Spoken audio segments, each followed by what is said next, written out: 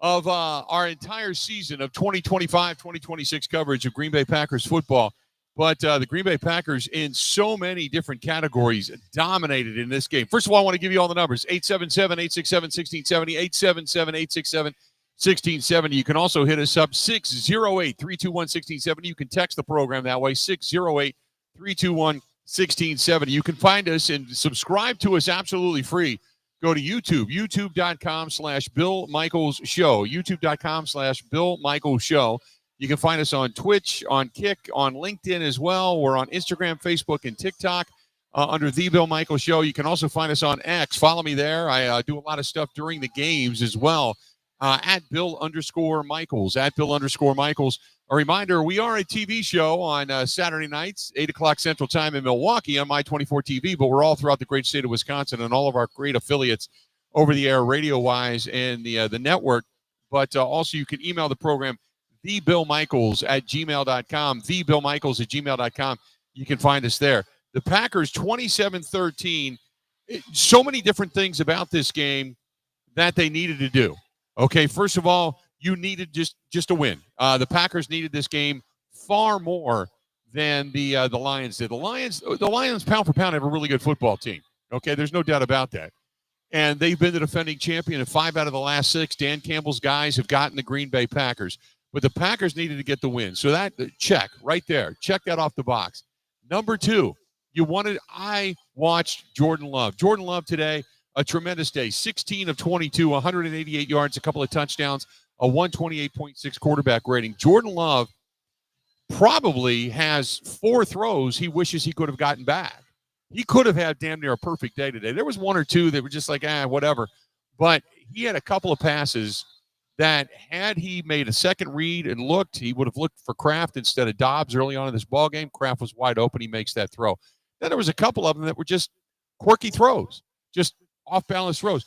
But other than that, man, the deep pass to Dobbs, fantastic. In the back of the end zone, when he ended up hitting Jaden Reed on that 17-yard corner route, that was absolutely picture perfect. Picture perfect. Give him all the credit in the world. Last year we talked about his ability coming off of the injuries. We talked about his accuracy coming off of the injuries. It was kind of a kind of year. This was a game that he needed to come out, look more polished, solid, play extremely well, hit a couple of big plays. He did all of that, checked all those boxes. Defensively, against the run. Jahmyr Gibbs seemed like he had a huge day. I mean, he was sideline to sideline, and it looked like he was just going to be this really quick guy that was going to churn up a bunch of yards. And by the time it's all said and done, 9 carries, 19 yards. The longest carry of the day he had was a 14-yard run. But 9 carries, 19 yards. They did a fantastic job of bottling him up. And, oh, by the way, David Montgomery, 11 carries, 25 yards in a day. You were wondering about the run defense of the Green Bay Packers. Don't wonder about it anymore. The Green Bay Packers did some stymieing today against a pretty decent offensive line. Now, it's going to take a little time replacing a couple of guys up front on that offensive front that the Lions have. And this is the reason, again, when I said at the beginning of the season, or really when the schedule came out, I said the Packers have an opportunity here to do some really good things.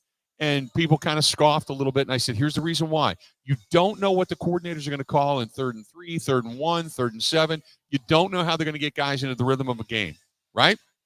And Goff was just doing dink and dunk and dink and dunk. And his longest pass of the day was that 32-yarder to Sam Laporta. Other than that, he had the 19-yarder to St. Brown and an 11-yarder that was basically a catch and run by Williams, and then the Tesla catch towards the end of the game, obviously.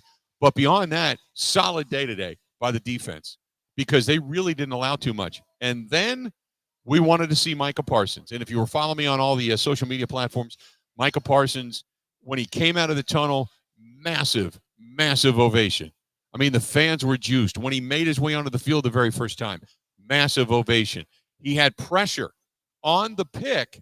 There was what I called, if you follow me on Twitter, I said, there you go. That's the Micah Parsons effect.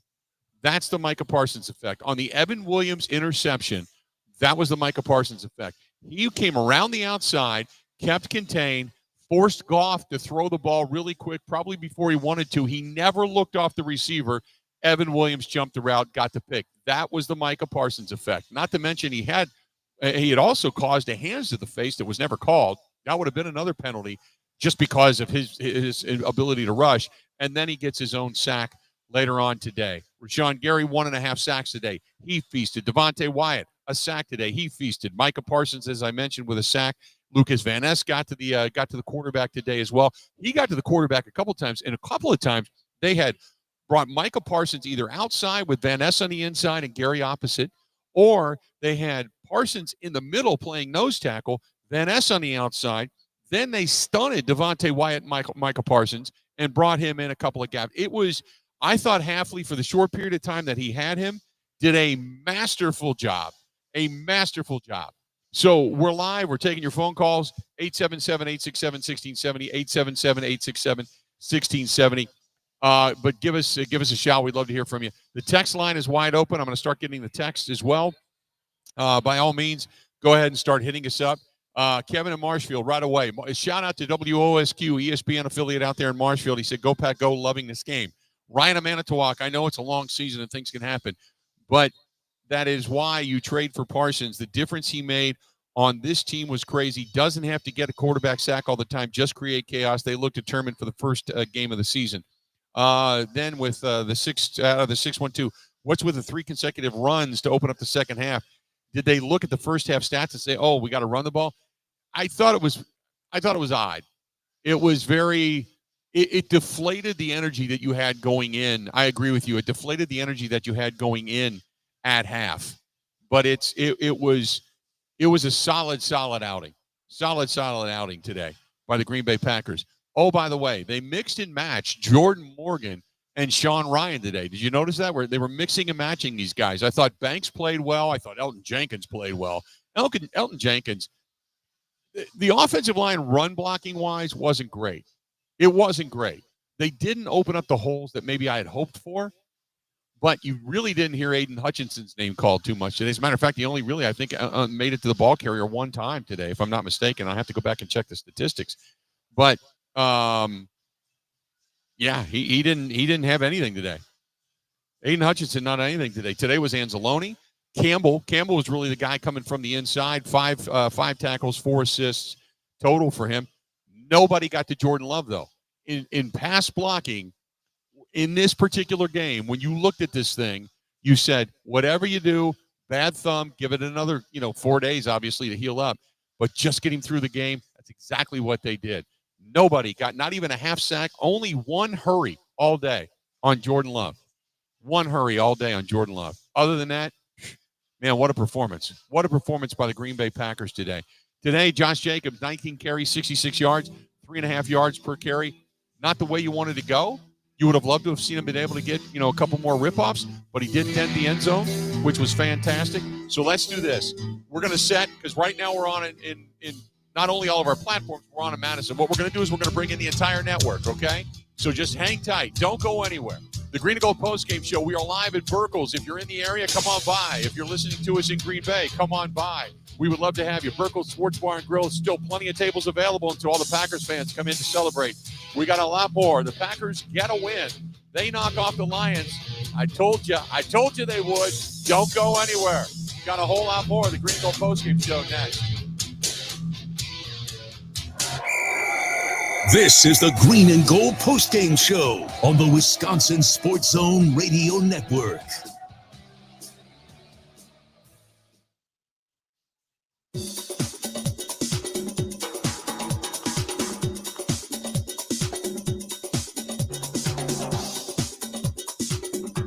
Bill Michaels will resume in 5 minutes.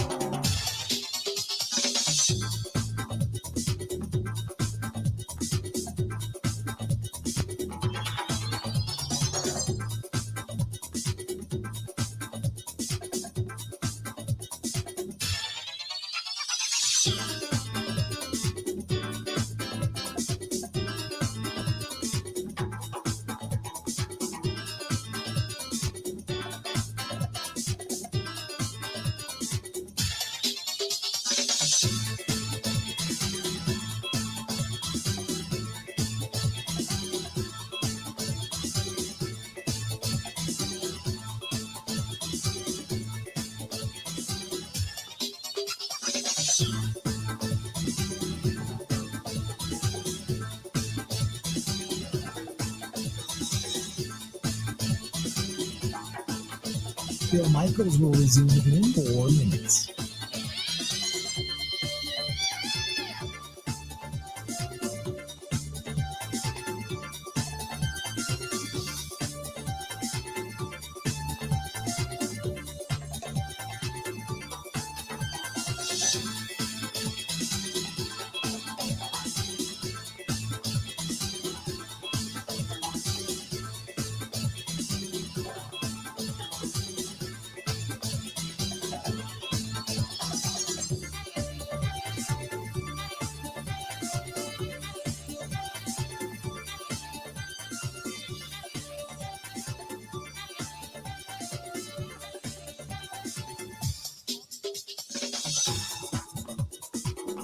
I'll talk to you in a few. I'm gonna break.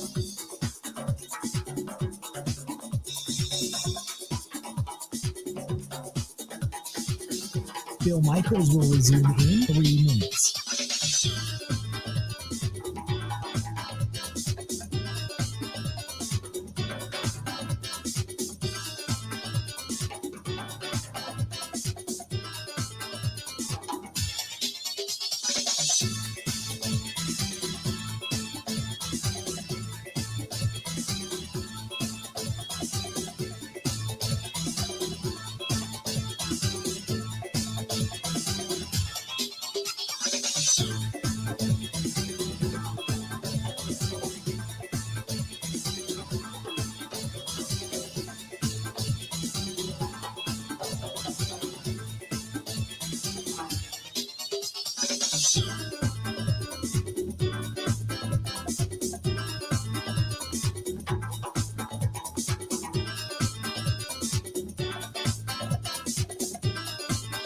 Bill Michaels will resume in 2 minutes.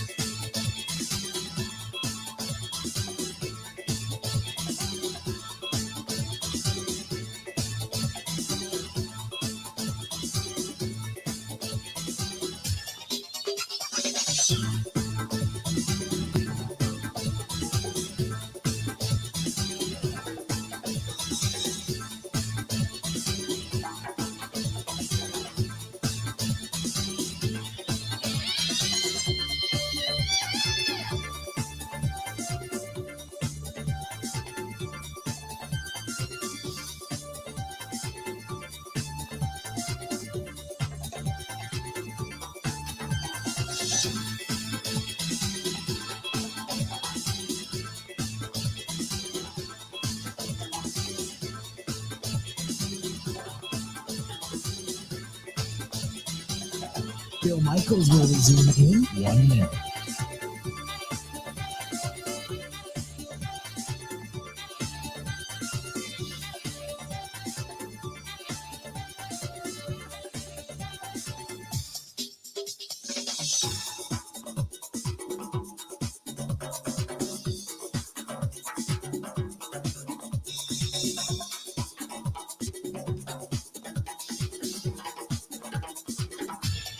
Bill Michaels will resume in 30 seconds.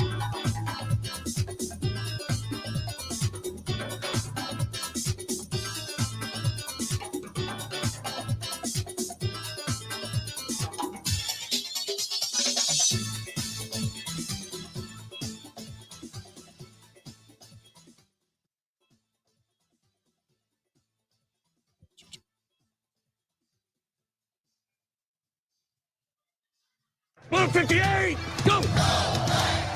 Green 18, Green 99, touch! This is the Green and Gold postgame show on the Wisconsin Sports Zone Radio Network.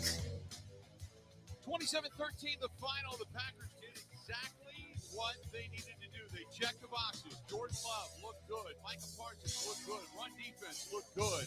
They got the win. That's exactly what they needed to do today. All four boxes checked in this contest. They walk away, a few bumps and bruises. I know Cox had the groin issue. I know Bo Melton ended up with a shoulder issue, but for the most part, not a bad day at the office for the Green Bay Packers, who walk away with a victory. We'll open up the phone lines. Let's do it. because we've got everybody on hold and everybody's been chomping at the bit to get to this one. Let's go right away. Our guy, Gerard in Delaware. Gerard, what's going on, man? Bill, a tremendous win, man. It really was. I tell you what, they played physical and they played aggressive. And I tell you what, Bill, I wrote that down in there, the Parsons effect, when he caused the interception. Yeah. And let me just say this: how brilliant this was, how the defense was schemed. Cooper was almost playing like a boxing one. Yes. You were doing basketball on Gibbs. Yep. It was really interesting how they did that. Now, the only thing that caused was Laporta to be open a lot more than they probably would have liked. The safety should have been on him a lot more, you know. But other than that, I tell you, the offensive line pass blocking, I don't know how Tom is, but that could be anything. That could be a hamstring. That could be a knee. That could be a groin, anything, the way he dove. When a big guy like that does the Superman act, avoid killing his quarterback, that could be anything. So you don't know with him. There was twice that Laporta was wide open, and I didn't know because I have to go back and look at it because he ran the route which split the seam between the safety and Quay Walker. And I don't know if that was Quay Walker didn't drop deep enough or if he just cut off the route and went under the seam. But I didn't know whose responsibility that was, so I couldn't blame somebody.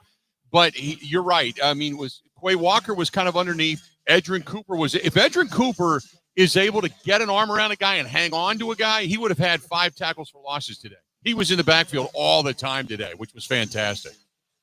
Well, that was his job. Yeah. You see, that was what he was told. Like, if they're going to ask halfway questions, I don't know if any of these Green Bay writers can ask that question. Was it schemed that way? I don't know if they're going to tell you that or whatever, but it did seem that Cooper was, listen, this is your guys, Montgomery and Gibbs. Yeah. That's it. Don't worry about anything else, okay? So that's what I think what was done. And I think the responsibility was Quay Walker, and he probably didn't, look. Let me ask you this, Gerard. Let me ask you this. Go back to Cooper for a second. If what we saw today is the beginning of Edgerrin Cooper being in the right place at the right time, and now it's just a matter of wrapping up, doesn't it give you pause for, oh, my God, this guy could be elite, looking at him and the ability and the speed with which he plays as a linebacker that we have not seen in a long time? Well, you got to look at it this way. Parsons is your Lawrence Taylor, and Cooper is your Carl Killer Banks. Yeah. You understand? Yep. That's what you have to look at. Banks did all the dirty work. You remember that, Bill? Yep. He did all the dirty work. And that's what you got to look at. Banks was the big tackler in the backfield. He was the big this is the linebacker for the Giants. And this is the analysis that you have to look at, And Cooper's going to be able to do that. Cooper's going to be a star.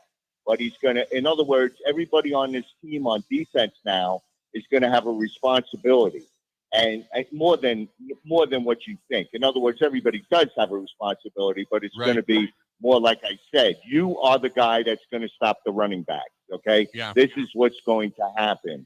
And Cooper has such great speed, and like he said, he's got to just, a lot of those times, those guys are really good running backs.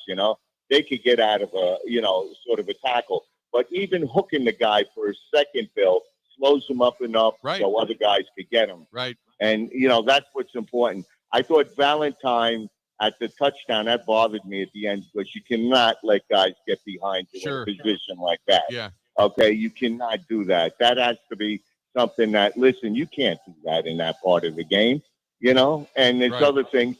Love, I thought, was very good, real good, as a matter of fact. But there's 2 balls that he shouldn't have thrown, of course, but that happens. We understand that. All right? We've seen that forever.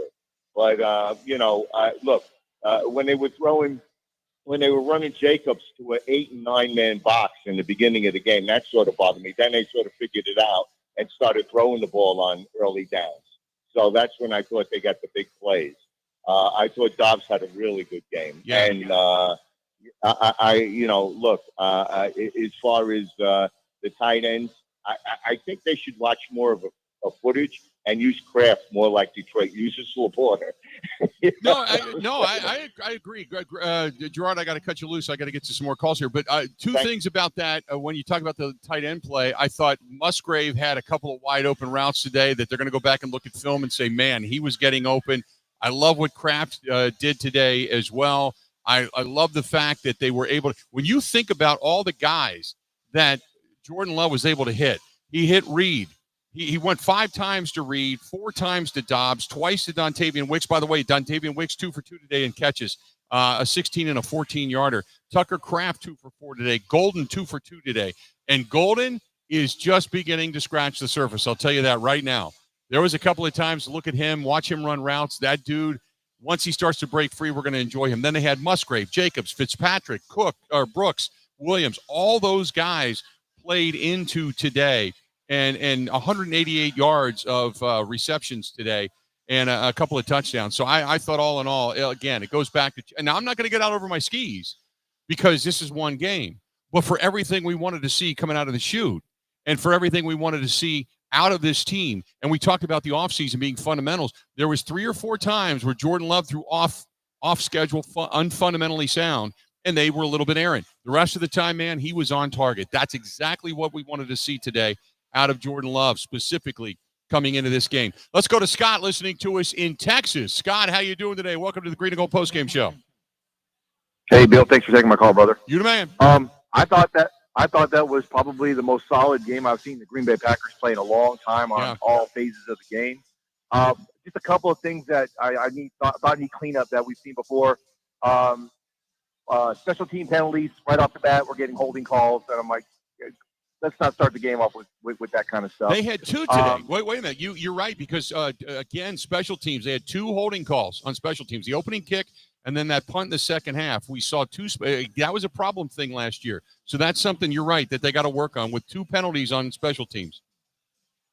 Right. And then another thing on defense, our defense was spectacular, but a couple of times when Goff's not hitting anything deep during this game, and a couple of times, on 3rd and short, we got our guys, I'm noticing our corners playing 10 yards off the ball. I'm like, why aren't we jamming them with the pass rush that we're generating today? So I was a little frustrating there. And then lastly, get your opinion on, should we be worried about the inability of the offensive line to kind of get anything rushed up the middle, or is it too early to tell? I was really frustrated that we kept on trying to pound it up the middle. Now, late in the game, he was starting to get a little bit Jacobs. But throughout the course of the game, I'm like, maybe we should attack the perimeters and the corners a little bit more than just trying to pound up the middle for 1 or 2 yards. But other than that, man, I was satisfied all day long. And being down here in Texas, I'm just going to go smile and thank everybody for Micah Parsons at my workplace. You go do that, man. Appreciate the phone call. Talking about the care and concern of the offensive line, I wouldn't be too concerned about it. The one thing that you did learn, as you had mentioned in the latter portion of the ballgame, they started to break a few open. Think about that. That's where the bigger physicality comes into play, where they start to grind on you. And don't forget, they were shuffling guys in and out. And I still have not heard whether or not Zach Tom came back into the game or he didn't come back in, and what the depth of his injury is. He got hit kind of blindside in the hip and ended up going down, trying to kind of avoid. I didn't see the whole thing. I got to go back and look at it, but we'll find out about him because Zach Tom is an anchor over there on the right side of that line. So I hope he's not going to be down for any length of period of time. But Jordan Morgan, I thought, played well. I thought Sean Ryan played well. I thought Elton Jenkins played well. We didn't hear Rasheed Walker's name called damn near all day. And when you don't hear an offensive lineman, specifically a left tackle, called, that's usually a really, really, really good sign. So I thought there was a lot of positives with that offensive line. I think it's just going to be a matter of you moved Elton Jenkins, you bring in Banks. There's got to be a little familiarity there right now and some trust there right now. And as soon as they get that, I think they're going to be just fine. All right, we got to go to Philadelphia. Our buddy L in Philadelphia is chiming in. L, what the hell's happening, man? You got to be grinning on this one. Oh, man, like a Chester cat. Yes, I am grinning. Oh, my goodness, man. Listen, I'm not going to be a bugaboo like the other callers is making up bad things about what the Packers could have did and should have did. This is the most complete game I've seen the Packers play in some years. Yeah. I'm talking about all facets of the ball. Now, granted, you got a couple penalties. Like, I look at it from this perspective. This is week 4 of preseason, man. Right. Like, I came into the game with no high expectations, pretty much low expectations due to the fact that it may have been sloppy.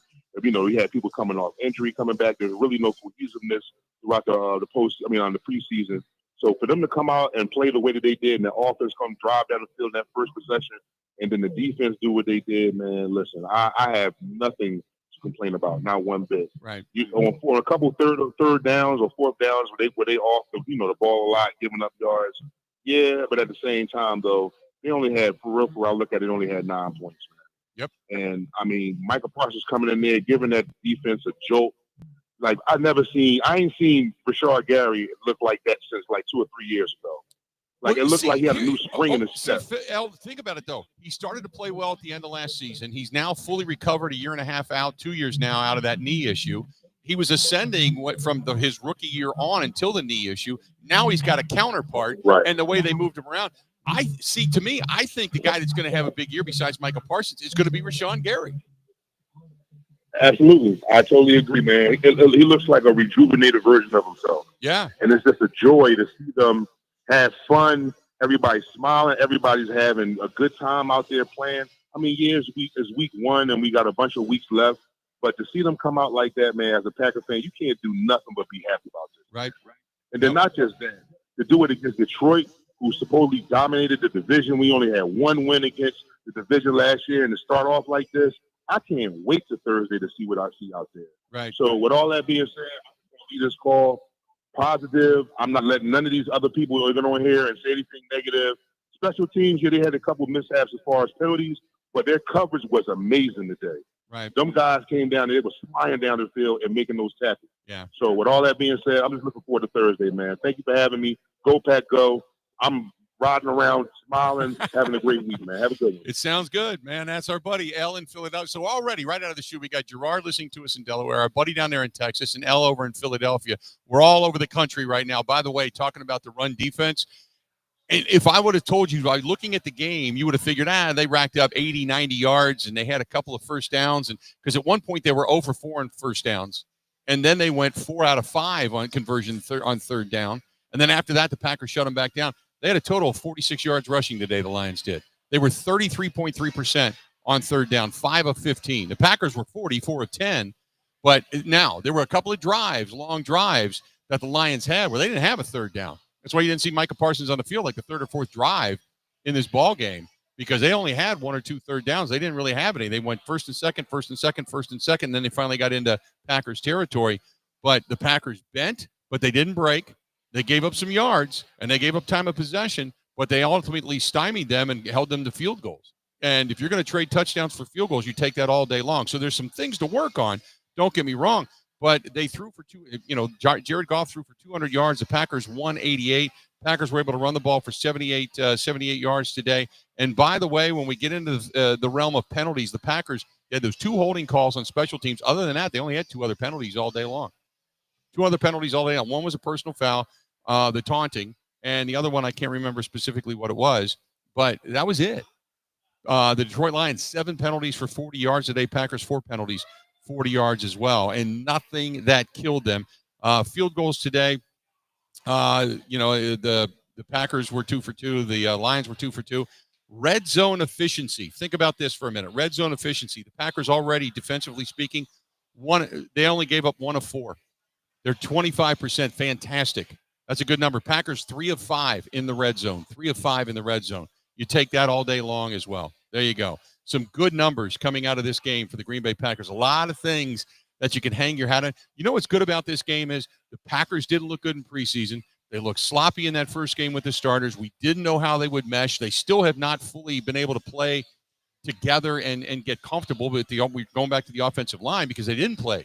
Because you had Rasheed Walker with the injury sitting out of the training camp. You had Banks with the injury sitting out of the training camp. You're mixing and matching guys. So you finally get them all together, and then you're still mixing and matching Sean Ryan and Jordan Morgan, and you're moving guys around. So there still wasn't a ton of familiarity there, and they still were able to grind out yards. They still were able to keep Jordan Love upright. That was the key to the game. And then obviously the defense did some really, really solid things. 877-867-1670, 877-867-1670. Let's go to our text line. We got a lot of people. If you want to text us, do it. 608-321-1670. Mackenzie and Madison, thoughts on the taunting call? The Lions, specifically St. Brown, seem to be taunting too, but no call there. The problem is, Mackenzie, what they saw was the reaction.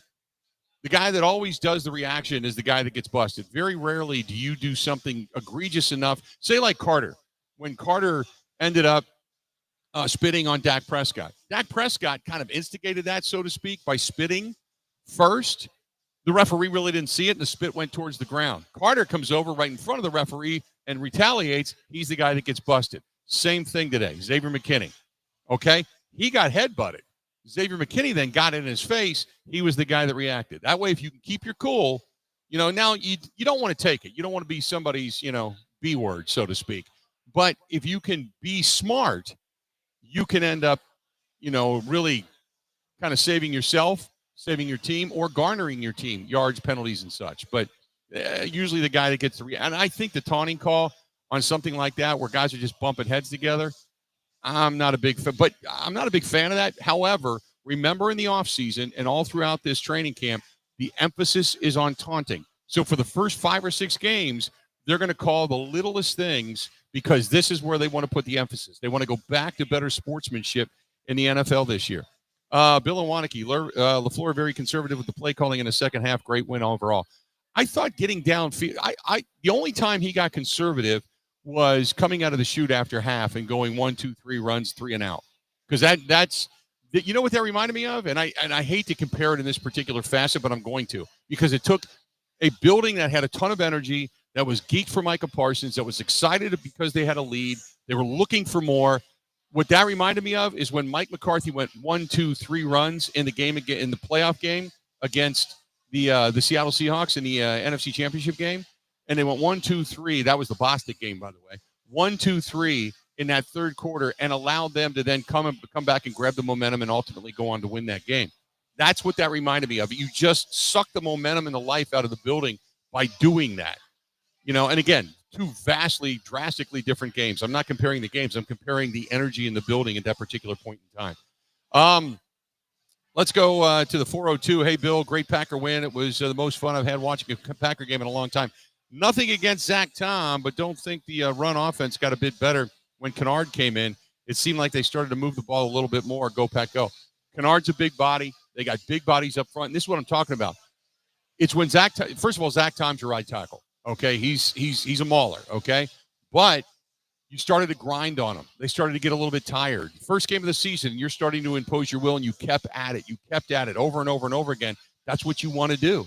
If you're the more physical team, okay, and I think the Packers are now in the trenches. If you're the more physical team, you begin to impose your will in the second half. You set a lot of things up in the first half. You want success, yes, but even if you don't have massive success, you get enough success and do it enough to where you can grind on them to where they become a little bit tired in the second half of that ballgame, and that's exactly what you saw today.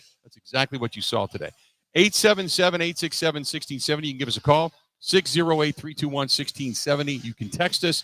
You can hit us up via email if you choose to do so. So let's do this. We do have some emails. Aaron says, big win all around. It took all of 1 week for the Packers to get a big win, more than they had all of last season. The Packers came out and punched the Lions of all teams right in the mouth. Parsons had the effect we all expected. He is not only good in and of itself, but it makes everybody else around on the defense better. Games are won and lost in the trenches, and that's why it was a dominating win. The Packers defense didn't budge much up front. The offensive line gave Jordan Love constant time to throw the ball throughout the game. I couldn't be more pleased after one game. Again, when we went through the schedule, I said, look, you come out fast. You get a team that's not into a rhythm yet, a team that lost 2 guys, starting offensive linemen, don't forget. They're better defensively, although it was funny because they burned DJ Reed today. DJ Reed was the big pickup in the offseason, and I thought he was huge for them. And they actually got to him a couple of times today, which was nice to see. But you come out, a team that has new coordinators. They haven't got into a rhythm yet. They haven't got their offensive line into a rhythm yet. And, oh, by the way, you make the biggest pickup in the offseason out of any team in all the NFL. You have a lot of energy of things happening in your direction. They got the win. You don't let down. Now, I mentioned this before, 64% of teams that travel on Thursday night, lose. So statistically, the Packers are already set up for success going into Thursday night. Now they just got to go in and close the deal the way they did today. Contain Jaden Daniels, contain that passing game, and be able to get some points on the board early, take their momentum away, just like they did here. And then all of a sudden, you're looking at 2 wins in 4 days. You get a little bit of a mini bye, so to speak, as you get ready for Dallas and Cleveland and company. Then you go to the bye week. Okay, then you go to the bye week, and then you get 2 weeks to prepare for Cincinnati. If you do it right, there's opportunities to stack success here. That's what the Packers need to do, stack success. Because I already made a case for the fact that they could end up going 6, 7, 8-0 by the time you get into, let's say, like Philadelphia coming into town. I know it's crazy. I don't think it's going to happen, but you can make an argument for those things. This was the first argument that was made here today. Let's do this. We're going to step out. We're going to take a quick break. We got a lot of people over on the live stream, a lot of people over on X, a lot of people on hold. We got emails coming in. We're going to hear from Mike Clemens. We're going to hear some post-game reaction as well. Stay tuned. We got a whole lot more of the Green and Gold post-game show. This portion of it brought to you by our friends at Pella Windows and Doors of Wisconsin. Go to PellaWI.com. Whether it's curb appeal, safety when you lay your head on your pillow at night, the economical factor for the inside and outside of your home, or you just want to feel safe and be able to say, you know what, it's been great installation and nobody's going to come in and touch me tonight because I've got Pella Windows and Doors. They lock up sound and solid. Plus 0% financing. Go to PellaWI.com. That is PellaWI.com. Stay right where you're at. We'll be back right after this. This is the Green and Gold postgame show on the Wisconsin Sports Zone Radio Network.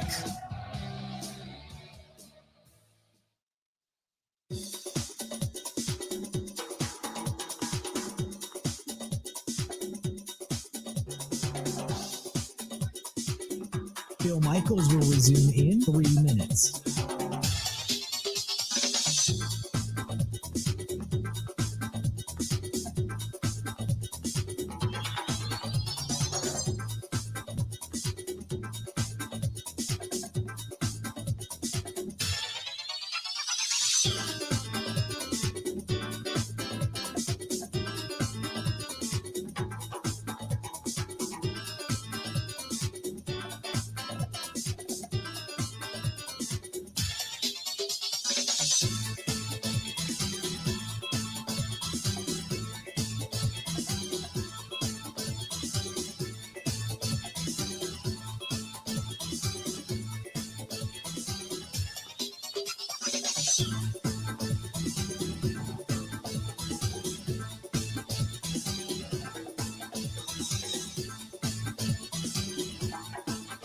Bill Michaels will resume in 2 minutes.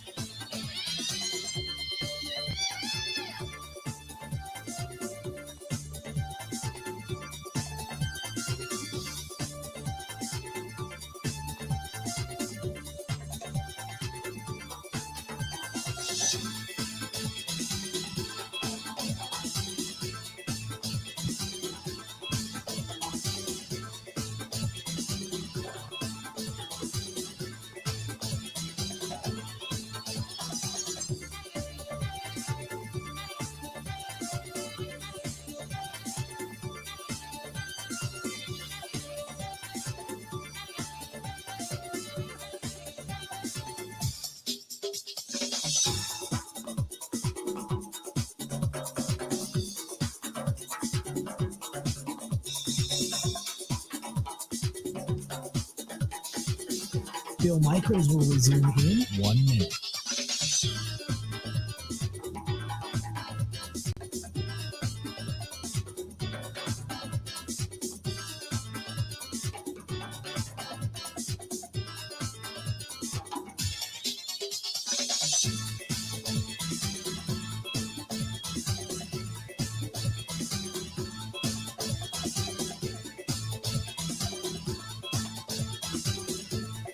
Bill Michaels will resume in 30 seconds.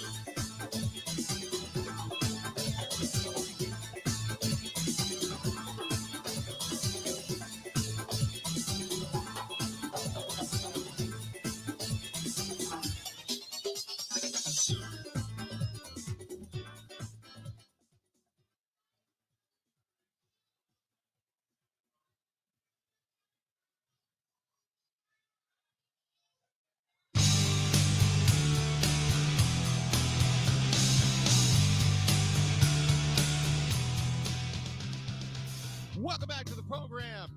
Green and Gold postgame show. We are live. We're in Green Bay. Burkle's is where you can find us. Burkle's Sports Bar, and it is filling up steadily, as a matter of fact, steadily. And a lot of happy Packers fans hanging out tonight. So we appreciate everybody being here and they continue to stream in, which there's only a couple of tables available right now. Everything else pretty much taken, but that's good because everybody's raising the class to exercising some demons. We talked about this. You got to win. First of all, you beat a team that you couldn't beat last year. You beat a team that was a good, solid playoff team, and they were depleted at the end of the season. Otherwise, I think they'd probably go a little bit farther. You finally beat Dan Campbell because Dan Campbell had got you 5 out of the last 6 attempts, and twice, 2 or 3 times straight here at Lambeau Field. Jordan Love fundamentally looked a lot better and was able to have some really solid passes. That one to Jaden Reed in the back corner of the end zone. What a beautiful pass that was. The long one to Romeo Dobbs, a solid one as well. Then you've got the Micah Parsons effect. He gets a sack, and Zane Anderson was the benefactor of the pressure that he put on Jared Goff earlier. So just so many things went well. The offensive line did not allow Jordan Love really to be touched at all today. It wasn't great when it came to running the football, but it was solid. Just a lot of good things. You saw Rashawn Gary get in the mix, Lucas Van X get in the mix, and I'll tell you this, everything we talked about with Edgerrin Cooper last season, with just if you watch his film and you watch his speed, and he's right place, right time, it just, man, sometimes he gets so anxious, it's like he overruns the play. But and Jahmyr Gibbs, look, don't take anything away from him, Edgerrin Cooper, in that sense, because Jahmyr Gibbs has got hops to him. If you watch his feet, he can just hop laterally and just stop on a dime. I mean, he's a tough guy to cover, and he's going to be a really good running back. But I thought everything that they needed to do to the Packers, they were able to kind of check all of those boxes. And the best part about it was they left enough out there on the field on tape that now you've got things to coach and say, here's what we can even get better at. So fantastic day in a lot of different accounts. 877-867-1670, 877-867-1670. Mitchell down in Houston, Texas said, I surely hope that the Packers go ahead and extend Jeff Hafley to an extension. The Packers need to lock him up for the next 5 years, which in my opinion can equal 2 Super Bowls in the close, not near future. Go Pack Go, Go Pack Go in the Cajun sense. Love it. 877-867-1670, 877-867-1670. Let's go to Tracy listening to us in Kansas City. Tracy, what up? Let's do it. Hey, Bill. What's going on, Casey? Bill? How you doing? I'm good. I'm good.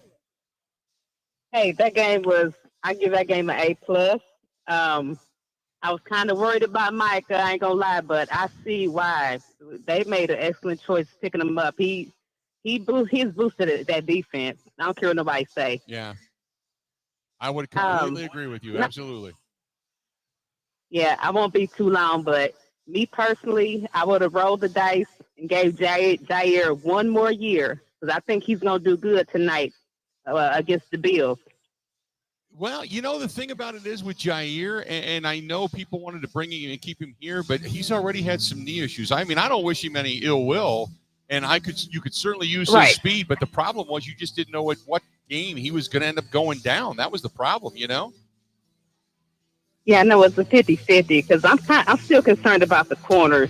I'm not a big Ballantyne and Keyshawn Nixon fan, so hopefully they'll tighten up. Yeah, no doubt. Anything else? We got about 30 seconds. Oh, no. Go Pack Go. I'm loving it. I hope they keep the same momentum in Washington. Tracy, you're awesome. Thank you, man. Talk to you in a few. All right. We're going to go ahead and take a quick break. We're at the top of the hour. Don't go anywhere. We are broadcasting live at Burkle's here in Green Bay. It's the Green and Gold postgame show. Stay tuned. We got more. Your calls, your thoughts next.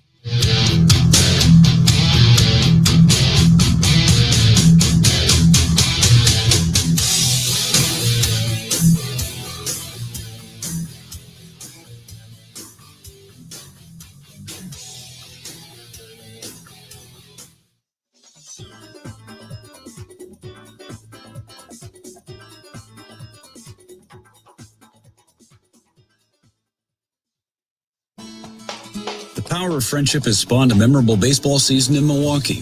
When you choose to work with Pella Windows and Doors of Wisconsin, the relationship is more than what feels like having a friend. Pella honors trust and commitment on your behalf, before, during, and after the sale. They take those values to heart with every person the Pella team works with.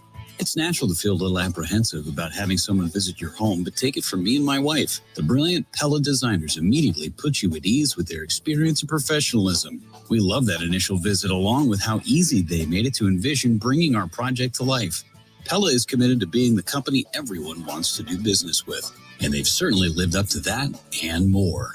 And with this month's incredible deal, Gina Della from Pella is here to share why you shouldn't wait to order new windows and doors. Order today and get 0% interest for up to 60 months. Set your free in-home consultation today at PellaWI.com. Certain restrictions apply. Ends 9/30/2025. Rural Mutual Insurance, keeping Wisconsin strong. When a company only does business in Wisconsin, that's Wisconsin Strong. Rural Mutual provides all lines of insurance, including commercial, farm, home, and auto. And your premiums stay right here to keep Wisconsin strong. Local agents, local underwriters, local claims adjusters. Rural Mutual Insurance, keeping Wisconsin strong. For nearly 40 years, ABC Wisconsin Apprenticeship has been helping men and women transform themselves into highly skilled trade professionals. These skills are in demand and provide strong wages and benefits for a bright future. If you're a hands-on person who likes the feeling when you get projects done, apprenticeship could be for you. Go to buildyourcareerwi.org or just search online for ABC of Wisconsin. 158, go! Green 18, Green 19, touch! This is the Green and Gold postgame show on the Wisconsin Sports Zone Radio Network. 27-13, the final here in Green Bay. Welcome back. Hour number 2 of the Green and Gold postgame show. The Packers get themselves a win, and they knock off a team that they could not beat last year, and the team that has beaten them 3 straight trips in the Lambeau Field, and they did it in convincing fashion. They knocked off the Detroit Lions. Dan Campbell's guys got punched in the face early and just really didn't have any kind of a recovery. The Packers checked a lot of boxes. I talked about this at the beginning of the show. Jordan Love, fundamentally, when he was on, he was on. He only had probably a couple of throws that maybe he would want back, but for the most part, solid day for Jordan Love. Jordan Love, by the way, when you look at his numbers, impressive. 16 to 22, 188 yards, a couple of touchdowns, 128.6 quarterback rating. He ran the ball 3 times for 4 yards. That was it. 3 times 4 yards, scrambled a little bit, nothing crazy, but then again, he didn't have to. The offensive line did a fantastic job keeping him upright in the pocket. Josh Jacobs, 19 carries, 66 yards, had the 1 touchdown, had a 15-yard gallop, 3.5 yards on average. Jaden Reed, 3 catches today, 45 yards. Romeo Dobbs, 2 catches, 68 yards, but had that 48-yarder over the top. That was a thing of beauty. That was between 2 guys closing on Romeo Dobbs, 2 guys closing, and Jordan Love laid it right in the basket. Also, that pass in the back end of the end zone to Jaden Reed, the corner route, that was a thing of beauty as well. That was actually, it was Romeo Dobbs for the 46 yards, and then Jaden Reed to finish it off. And that was a thing of beauty. That was a 2-play drive in which they ended up taking it right in on that 17-yard touchdown pass. So that was fantastic. You look at things today when you start to talk about the offensive line, not really playing together. Banks, Rasheed Walker, even Elton Jenkins to a certain extent, they were mixing and matching. You had Rasheed Walker out a lot of training camp. You had Banks out a lot of training camp. Obviously, you were waiting for things to kind of settle. They never really did, mixing and matching Jordan Love with Sean Ryan today. Zach Tom goes down. Kennard steps in. I mean, they really didn't get into a rhythm, but they still had a pretty dominating performance. They weren't blowing open holes for the run game, but they were really, really good in a lot of different senses. I thought Tucker Kraft had a big game today. Luke Musgrave showed some route running ability, and he's kind of back. And if you can get him into a rhythm, that's just another weapon to the arsenal, right? Then you go to the defensive side of the football, and you start to look at the statistics there, and you think, man, what could be? You know, they kept him on a pitch count today, and I'm going to wait and see how many plays he ended up actually was in on today. But you look at a guy like Cooper, Edrin Cooper, 12 tackles today, 8 tackles solo, 4 tackles combination. You got Rashawn Gary, 1.5 sacks today that he was on. Had 3 quarterback hurries today, not 1, not 2, but 3 getting into the backfield. Lucas Van Ness, another half sack today. He met at the quarterback. Then there's Micah Parsons. Micah Parsons had 1 sack, but he had 4, what I counted was 4 quarterback hurries. Now, he's credited with 1, but I thought he ended up with 4. The one that Zane Anderson had the interception on, that was totally the Micah Parsons effect. He made Jared Goff step up into the pocket quickly, threw the ball, never looked off the receiver, threw the ball right away. Zane Anderson was waiting, read his eyes, boom. Next thing you know, it was a pick. Checked a lot of boxes today. 877-867-1670, 877-867-1670. If you want to find us, please feel free to go ahead and do so. Again, 877-867-1670. Again, we are live. We're here at Burkle's Sports Bar and Grill. We're in Green Bay, and if you want to come over, this is going to be our home for all the post-game shows for at home. The only one we will not be at is coming up this Thursday night. We're going to be in Tomahawk, Wisconsin, at Castaways Bar and Grill. We're going to have a watch party. It is the Tomahawk Fall Ride here in the state of Wisconsin for motorcyclists. We're going to be at Castaways, which is just a little south of downtown, direct downtown. But we're going to be there, Castaways Bar and Grill, for the Green and Gold postgame show, and a watch party coming up there this Thursday night when the Washington Commanders come into Lambeau Field and take on the Green Bay Packers. Rutan says, just imagine this team's ceiling right now. What is it? That's a great question. What is the ceiling? If there is.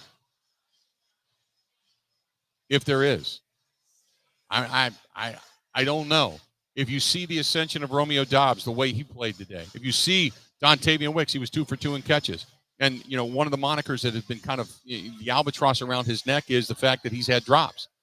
No drops today. Very sure-handed today, right?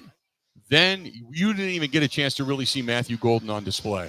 You saw some opportunities, but yet he hasn't shown it all. Hasn't come close, hasn't scratched the surface. All of us believe he's going to be an incredible talent. I said by week 6, look for him to start to emerge maybe as the rookie of the year. The way this offense can be, look for him to maybe emerge as the rookie of the year. Just kind of put that in the back. If you've got like a file in your head, put that in the back of the file in your head. Then you got the defensive side of the football. The guy that I think is going to benefit most from Micah Parsons, probably Rashawn Gary. He was feeling it today. Rashawn Gary is going to, between him and Micah Parsons, you move Lucas Van Ness around the way that we're moving all these guys. It was like, I can only imagine Jeff Hafley being a kid at Christmas. Now, the only concern we have right now is Javon Bullard, is Keyshawn Nixon, is Nate Hobbs. Nate Hobbs obviously not playing today. Art Carrington Valentine, all these guys. Is that secondary going to be able to hold up? That's probably the only concern we have. McManus, fantastic, did exactly what they wanted to do. Wheelan, juice, booming a 65-yarder. I mean, almost kicked it out of the damn stadium. It was amazing. There were so many facets that were really good. You had 2 holding penalties on special teams. Those came back to haunt, the same as we saw last year. That has to be fixed. But other than that, I thought it was a really, really solid performance in so many different facets. Really solid performance. Let's do this. Woody and Holman says, how great, and I just mentioned this, how great is it to have McManus just be automatic? Last year, this time, our kicker was the biggest problem. Now it's almost a guarantee. This is out of the 262. Hey, Bill, Brian from Sturtevant, what a dominating win. I think everybody on this team stepped up. All you heard about all preseason is no snaps for the injured people. Well, I think they got enough snaps now. Now we'll see how the rest of the season goes, but what a great start to the season. And the thing, you think about this, like I had mentioned, the offense, Parsons, no snaps, right? Parsons, no snaps this season. He's going to get better, which is scary. The offensive line, Banks, Rasheed Walker, Elton Jenkins, that whole side of that line, all working together. This is their first time playing together. Moving Jordan Morgan in and out, right, with Sean Ryan. So you didn't even get a lot of familiarity on that offensive line yet. There's a lot of things that you would assume are going to ascend, and you take that and start to project it forward to say, okay, how good can this team be? It's kind of like it's kind of like when you probably bought a lottery ticket yesterday. You were buying a lottery ticket, and then you started to dream about what you would buy and what you would do if you won the money, and then you're like, no, I don't want to dare to dream. I don't want to dare to dream. The likelihood of me winning this is not, I ain't going to do it. That's kind of where we're at as Packers fans. You got to dare to dream, but you're also thinking to yourself, I don't dream too big. Let's get through the next game. Let's get through this next game. Got to knock off Washington. You start off 2-0, very fast out of the chute. You get a little bit of a mini bye. Everybody gets a little rest, a little breather. You get more indoctrination of Micah Parsons and company, and then you hit the ground running. You got, Cleveland and then Dallas on the road. Then you come back home after the bye. You got 2 weeks to prepare for the speed of Cincinnati. And then if you get those wins, man, you're off and running.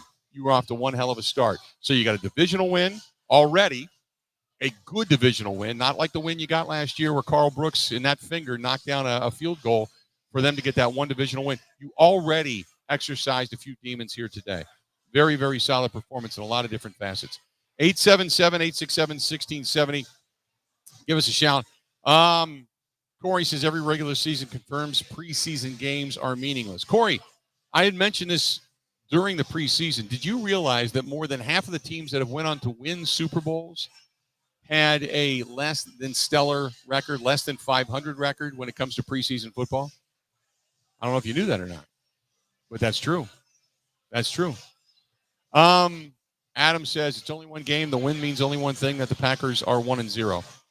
That's true, but they exercised a lot of demons. Put it this way, Tom or Adam, they did a lot of things that we had question marks about, and now we've seen it, and it can be good, right? You're not still wondering if the offensive line is going to be big enough or beefy enough, You're not wondering if Micah Parsons is going to fit in. You're not wondering if Rashawn Gary is going to do anything. You're not wondering if Edrin Cooper, with the speed that he had last year, is going to bring it back again this year. You saw Quay Walker more aggressive today as well. There was a lot of things that you were kind of questioning. And you went, okay, if they play like this and continue to ascend, this can be a really good football team. Now, I agree with you. You got to pump the brakes. You can't go crazy and say Super Bowl bound. You're 1-0, technically. I mean, statistically and realistically, you're right. But there is a lot of positives that came out of this game. 877-867-1670. You want to hit us up, do it. Again, 877-867-1670. Find us. We'd love to hear from you. This one is from Lisa. Lisa says, listening to you on the way back to Tomahawk, Wisconsin. We just heard you say you're going to be in Tomahawk on Thursday night. Where exactly are you going to be? We're going to be at Castaways, Lisa. So come on by. If you're going to be in the area, stop on by. Castaways Bar and Grill. We have a Packers watch party and the Green and Gold postgame show coming to you live from there on this Thursday night. George says, hey, guys, I think we need to pump the brakes a little bit on Micah Parsons. He had a big emotional win today, but do you think he's going to do this each and every game? Let's just wait and see. George, I think he's going to get better. I don't pump the brakes on that at all. I mean, if there's a guy, put it this way, you've got a guy that's already, if he continues to play the way he's played in the past, which basically got him out of Dallas because of the whole contractual situation, if he plays that way or better, getting him at the age of 26, the guy's on his way to a gold jacket. I don't pump the brakes on that at all. Hell no. As a matter of fact, the opposite. I continue to look at him and go, in Jeff Hafley's defense, does he ascend?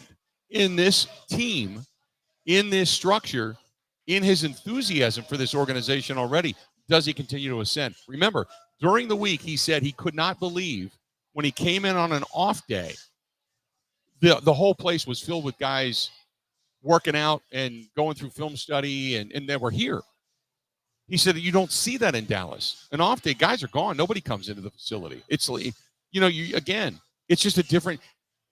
Dallas has the best of the best, okay?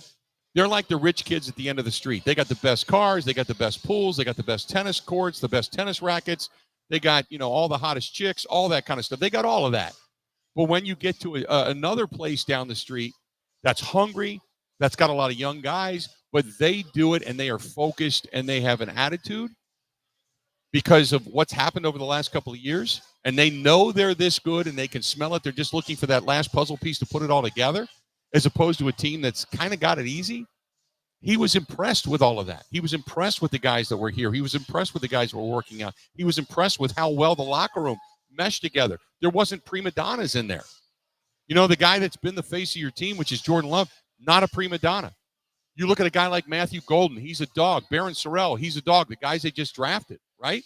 These are the guys that all they talked about was playing football, their parents, making other people proud, doing the best they can. They weren't just getting here because, I love to play football. I hope I get another contract. I hope I get the money. There was none of that crap. These guys were all dogs, man. They're all gym rats.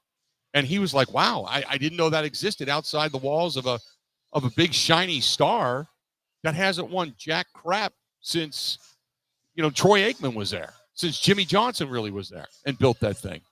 So I consider him only to be getting better. So I'm not pumping the brakes on anything. Let's do this. We're going to go ahead and take a quick break. We're going to come back, got more discussion, got more phone calls, but we also today, got something really special. that we did, and it paid off today. And I want to tell you about it when we come back. So we got a lot of good stuff. We got good stuff on the field and really good stuff off the field to talk about. Don't go anywhere. We got a whole lot more of the Green and Gold Postgame Show coming up next. This is the Green and Gold Postgame Show on the Wisconsin Sports Zone Radio Network.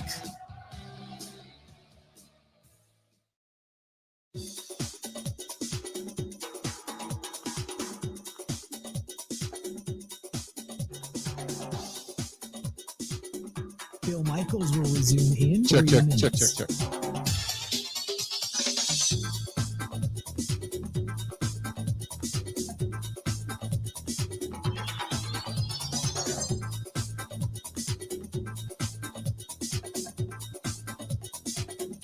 Check.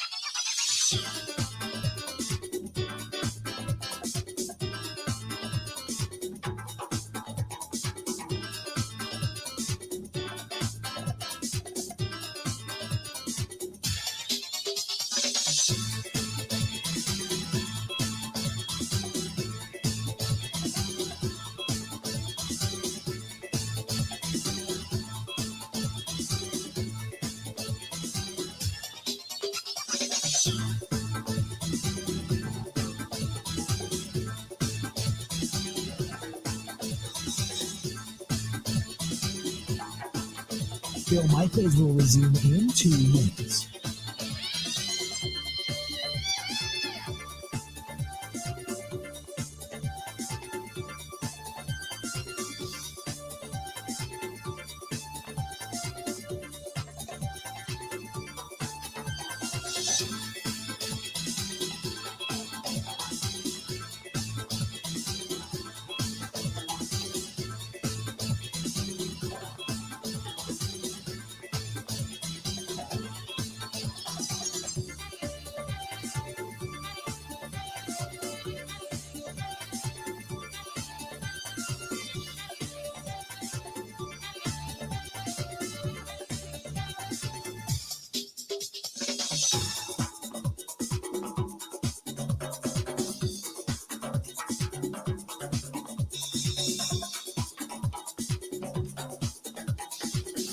Bill Michaels will resume in 1 minute.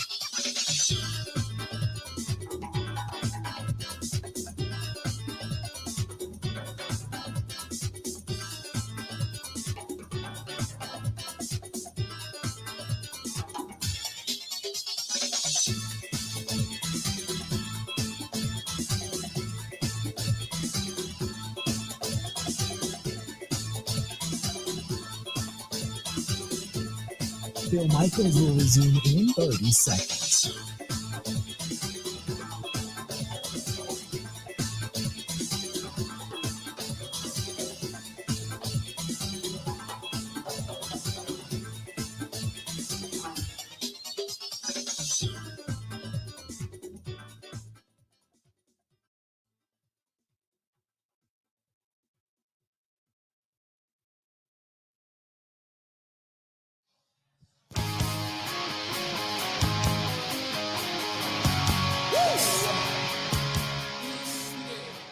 Welcome back to the program. Packers going to win 27-13. They knock off a team that they couldn't beat not once but twice last year. In the Detroit Lions, again, we are broadcasting live. We are at Burkle's Sports Bar and Grill here in Green Bay. And don't forget, this is going to be our home all season long for the Green and Gold postgame show. We're going to be live here. The only game we will not be here for is coming up Thursday night. We're going to be at Castaways Bar and Grill. That is up in Tomahawk, Wisconsin. Tomahawk, we can't wait to get up there. Can't wait to see it. It's going to be during the Tomahawk Fall Ride. So if you're going to be riding up there and you want to watch the Packer game, come on over. We're going to be, again, at Castaways Bar and Grill, and then the Green and Gold postgame show live up there. Real quick, I got a couple of different questions. This one was off of our text line, said, out of the 608, Bill, how do you feel about the D-line without Kenny Clark? Well, considering the fact that they gave up 48 yards rushing, I don't feel too bad. I mean, they're going to miss – Kenny Clark is an all-pro. You're going to miss Kenny Clark. But I don't feel too bad the way they played today. And Jahmyr Gibbs and David Montgomery, two tremendous running backs, so I don't feel bad about that at all. The way they came out and played today, I think with Edgerrin Cooper kind of, as we talked about with Gerard earlier, is kind of spying back there. If Edgerrin Cooper, as fast as he is, breaks down and wraps up, I think they're going to be just fine. I really like what they have right now. And again, it's not a deep position. You can't afford like Devontae Wyatt to go down, but I think it's a good position. So you should be pretty much good to go. I told you we got not only a big win, a lot of boxes checked by the Green Bay Packers today in a lot of different senses, but also something off the field today. And I got to get you in here, Greg. Come on in here. This is Greg for World. Greg World. Greg Fritsch. He is the president of the Center for Veterans Issues. I always screw that up. But we, with Big Unit Foundation, going back to March, we ended up having an auction. When we ended up auctioning off a trip, a tailgate trip, 2 tickets, plus food and beverages and all that stuff. You ride up with us in the RV and hang out with us. And I wanted, before we kind of move on, I wanted people to know, first of all, that you, being who you are with the president for the Center for Veterans Issues, jumped in and bought the package, but you matched 2 other guys who brought in and matched the package as well, which was really cool. And then in addition to that, brought you up here. We had a great time and a first game to come up and say hello and all that kind of stuff. But tell everybody what you guys do, because veterans are near and dear to our hearts. Yep. Center for Veterans Issues, we run 2 different programs. So we have a residential housing program, and on any given day, we house about 160 vets and their families. So we do that primarily. Well, we will in October. We're opening a brand new 81-unit facility that will have 81 individual rooms with their own bathroom. So think studio apartment. Yeah. And then it's congruent dining and classrooms and computer labs, library, fitness center.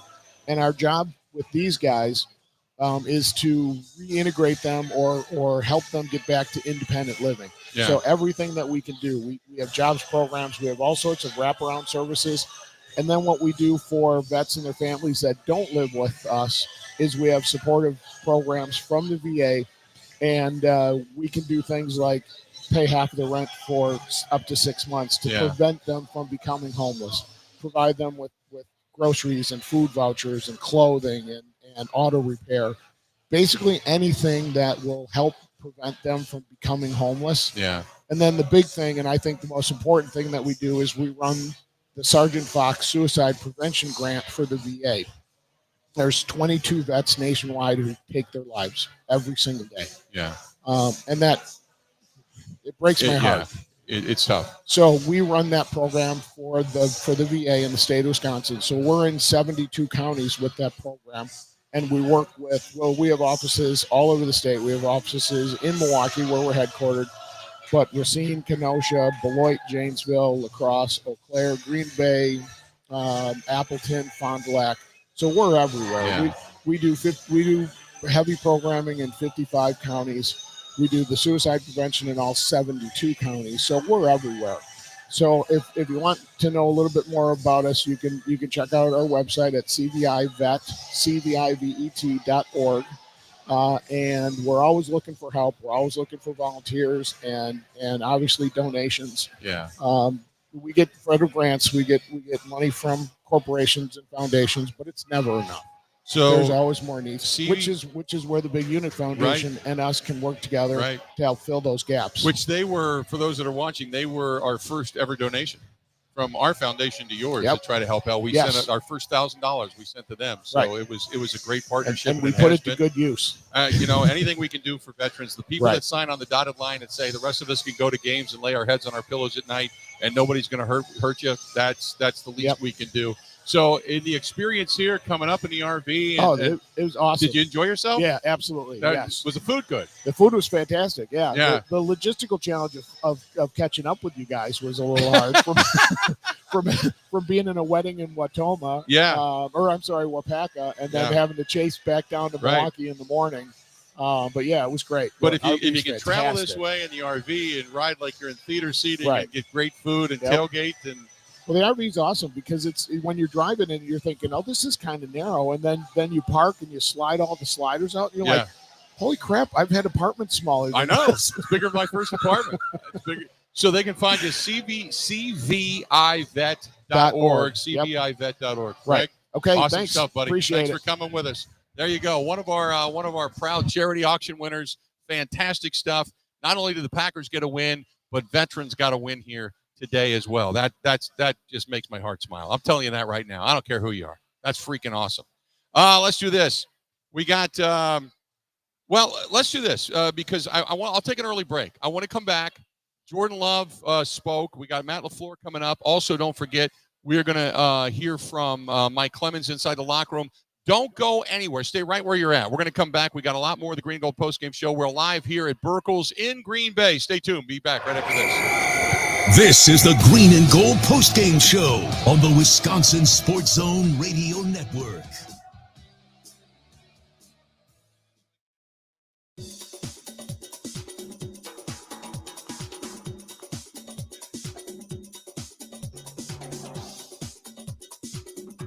Bill Michaels will resume in 5 minutes.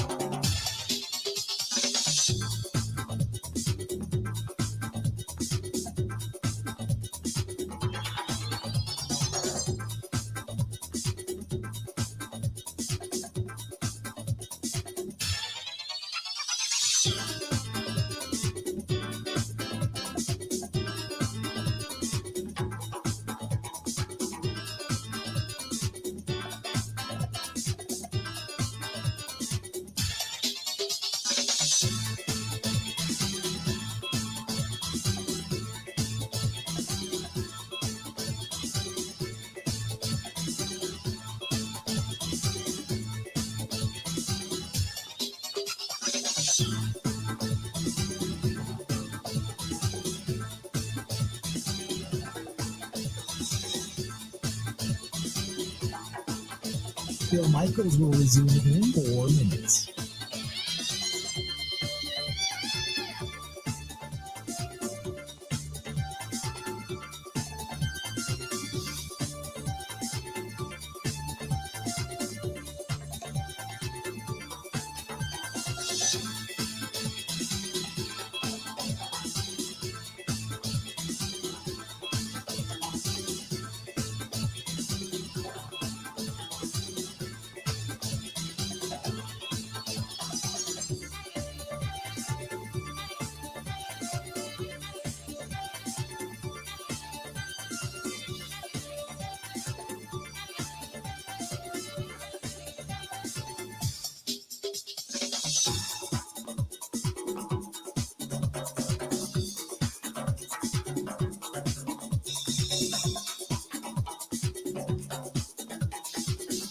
Bill Michaels will resume in 3 minutes.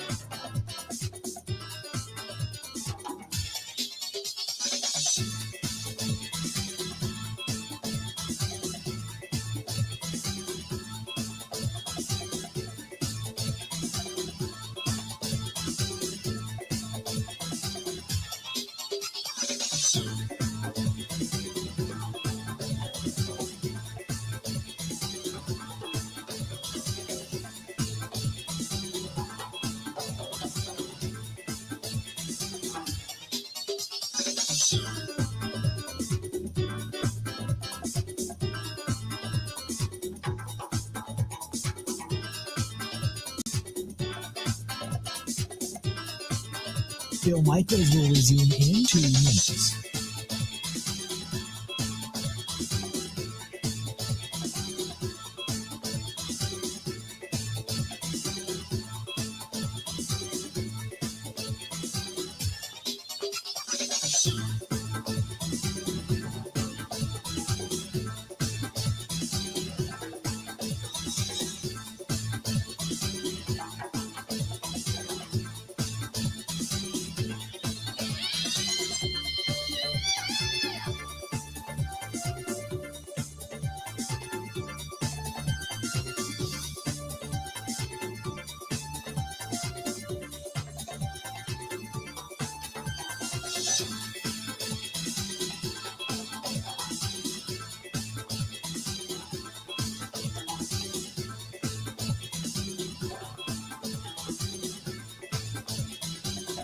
Bill Michaels will resume in 1 minute.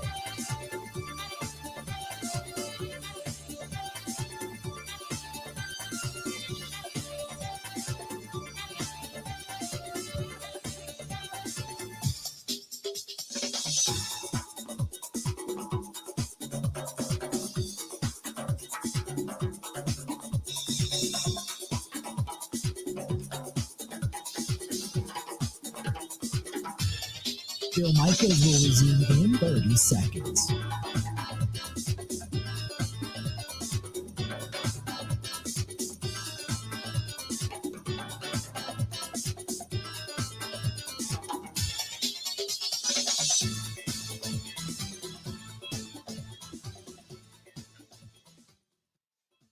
Squeeze in this way, guys.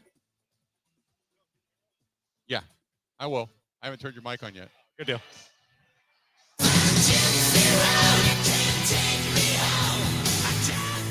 Welcome back to the program. 27-13, the Green Bay Packers. They ended up knocking off the Detroit Lions. We're going to hear from Jordan Love coming up momentarily. We talked to Greg Fritz just a little while ago, who is the president of the Center for Veterans Issues.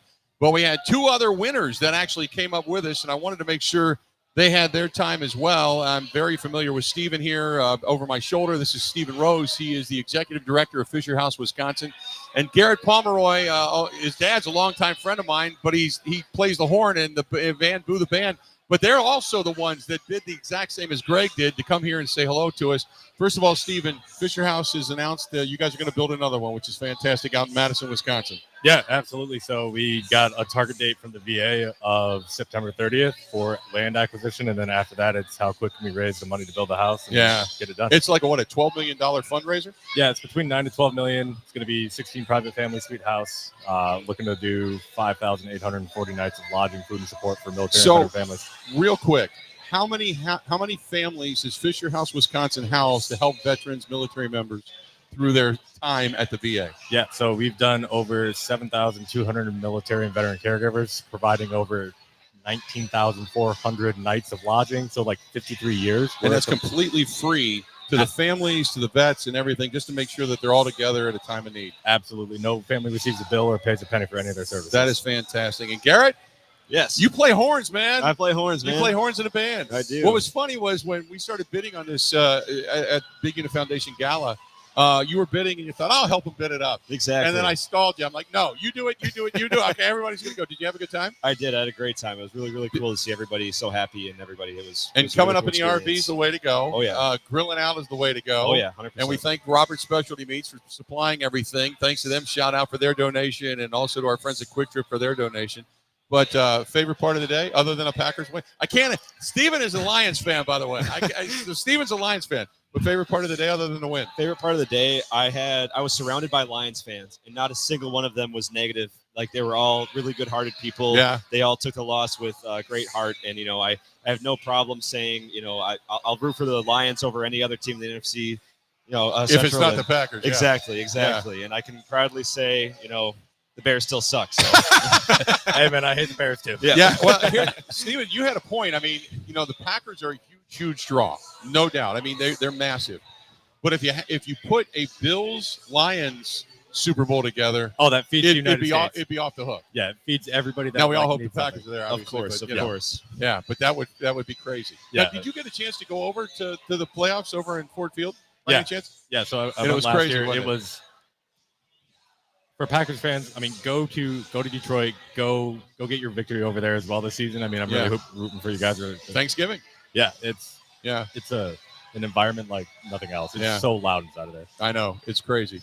Guys, thanks for the donation. Thanks for being a part of Big Unit Foundation for what you guys do at Fisher House. I was there for a long time. And Garrett, are you going to bring the horn? Maybe get Dad to bring you to the Christmas party. We'll get there. There you go. We'll do it. All right, let's do this. Jordan Love just finished speaking.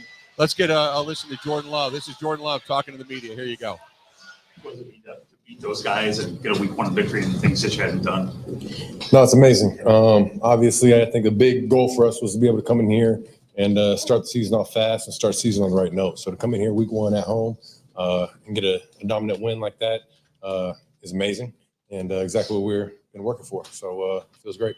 Jordan, you guys talked all week about getting off to a fast start because you didn't do that in some of these games last year. Like, what was the key to doing that offensively today? Just making plays, just going out there and executing at a high level and making plays. So like you said, it was a big goal for us to come in here and start fast. And, I feel like you said, in our past couple games against these guys, we've got off to some slow starts and put ourselves behind. So it was a big goal for us to come out here and start fast. And we did exactly that. Came out, opening drive, scored points. So it's exactly how you want to start right there. I think you were 4 for 4 in your first 4 third downs. Was there any key to that, or the plan coming in for those? No, I think I think we had a great plan coming in for our third downs, and obviously third downs just comes down to executing, going out there and making plays. And I think early on they were playing a lot of man, and guys going out there and winning their one-on-one matchups. I think the O-line did a great job. They gave me a lot of time back there, kept me clean. So I think it always starts up front, and I think they did a great job, and were able to have us help us get some opportunities down the field to throw the ball. So it just comes down to executing. I think that third downs, Jordan. Touchdown to Tucker, I believe that was the third down. Mhm. We're just seeing that one because just watching on TV, there wasn't a lot of space there, but you threw it in a perfect spot. Yeah, tight window. Tuck's running this route, got quarters coverage, and was able to get, behind the linebacker and inside the safety, and gave me enough room. And I trusted him, just put the ball out there, and he made a great catch right there. Josh is a great player, just 8 yards at the half. But what's it like to have a leader like that who waits for the game to come to him and then can get you big touchdowns like in the field? Yeah, Josh, obviously, he always wants to, have the rock in his hand, and that's what type of player he is. But I think, their game plan was coming here and stop the run, and they're doing a good job of that. And so we struggled early on to get the run game going, but I think we made those big plays in the pass game. So obviously, Josh is he's a pro. He's going to wait for those opportunities to come his way and just keep going. Jordan, when we talked to you, I think this week, you said it might take a little bit of time for you to, be in rhythm and connecting with the receivers because of all the injuries in camp. Just what were your thoughts on how you guys were kind of connected and clicking, and just how everyone caught the ball and made those plays? Yeah, like you said, I think everybody's just making plays. When the ball came their way, obviously, like I said before, just going out there and winning their matchups on some of their routes and just executing at a high level. So, that's always the test, is just coming in here and executing. And like you said, we had some guys banged up through camp and missed some practice time. So, I missed some practice time, which is, it's never ideal, but you got to find ways to, stay focused and stay sharp throughout the week. And I think those guys have done a great job of that. And obviously came to the field and just got to go out there and make those plays. And it took until the fourth quarter for Mike Parsons getting that sack. Kind of, what did you think about his impression during his first game? Yeah, I think I think he was limited in some of the opportunities, and he was definitely out there on third downs. And obviously, the offense is going to have a plan to try and put as many hands on him as possible. But I think he was definitely making an impact, and his presence was felt out there on the field. And I think our whole defense was doing a great job. D-line was getting pressure and making, Goff get the ball out, some check downs, things like that. They're rallying and making plays. So I think they did a good job of taking away those big explosive plays. How important it was for the team to get off to a good start. How about you individually? Is it personally important to have a game like this to start the season? For sure. For me, for everybody. That's what I said. That's the goal. That was our mindset coming in, is we got to start fast. And obviously, everything starts with me. Be able to go out there and be as accurate as possible and make great decisions with the ball. So I think we did a great job. And I'm definitely happy about the way we were able to get rolling early, make some big time plays. It didn't look like your thumb affected you in any way. Did it at all that we wouldn't have noticed, or how did you kind of approach it today? No, the thumb felt good. I had no issues with it. Obviously, was able to do everything with my left hand. So, just approached it like a normal day. And obviously, a big test, coming to see how it would do with getting hit and things like that. But I think, I didn't really take too many hits today. So, thumb was good. Do you know how many more weeks you'll need to wear? You'll have to wrap it up? He'll be for a couple more weeks for sure. So it was like 8 weeks post surgery. So it'll be for a while. What happened on the aftermath of the interception that got called back, where Hutchinson whacks you, and then it looked like Zach jumped over you to avoid landing on you, and then he gets hurt? What happened from your perspective there? I'm not even sure. Obviously, I was getting smacked, so I don't even know what happened. Zach, I think he said he tried jumping over me and avoiding me or something like that, but I didn't get to see what happened. I just got up and saw him down. So obviously it was tough, having him go out the game, but I don't think it was anything too major. We'll see, but I have no idea what happened. Jordan, you had 16 completions today to 10 different receivers. What does that say about the Packer offense, that you can be efficient while spreading the love? No, man, I think it just goes to show you the depth we have at, receiver, tight end, and running back. We got playmakers all around, and guys that can all come in here and catch the rock and make plays. So, I think that's what you want as an offense, be able to spread the wealth around and keep the defense on their heels on who we're going to be targeting, things like that. But it just comes down to all those guys, being dialed in, going out there making plays. But I think it just shows you the depth we have at all those positions. Jordan, to the offensive line, why were they able to keep you clean all day? Yeah, they were just dominant up front today. They did a great job. I don't think there was too many pressures too early on, and they just did a great job of stopping their D line. And obviously, Hutchinson's one of the top pass rushers over there. So we did a good job putting as many hands on him as possible. But I think it just starts up front, and those guys did a great job. Just keep me clean and give me some time. There you go. That's Jordan Love talking to the media. We're going to step away. We'll take a break. When we come back, we're going to go over live to Lambeau Field. Mike Clemens just coming out of the locker room. We're going to talk with Mike about this Packers win. This portion of the program brought to you by our friends at Potawatomi Sportsbook. The Sportsbook, man, if you can't be at Lambeau Field, one of the next best places to watch it, that is the Sportsbook at Potawatomi Hotel Casino. It's got a massive television screen, massive board. I don't know what you want to call it. It's huge. It's as big as the scoreboard at Jerry World, and I'm not kidding. I'm not making it up. It's that big. It's huge. But you can stop down there, check out a game, place a couple of wagers, maybe head in and do a little gaming. Otherwise, they have 13 different restaurants, music. They got the hotel that's connected to it. Stop down there for by the way, the Brewers won today. And Mizorowski, fantastic day today. They are now up 7.5 games on the Chicago Cubs, which is absolutely fantastic. So if you're going down to Potawatomi, maybe if you want to stop over and even, head over to a Brewers game, you can do that as well. They run shuttles down the street. So make it a whole weekend. Stop at Potawatomi. 7.5 games. The Brewers are up on the Cubs. Fantastic stuff.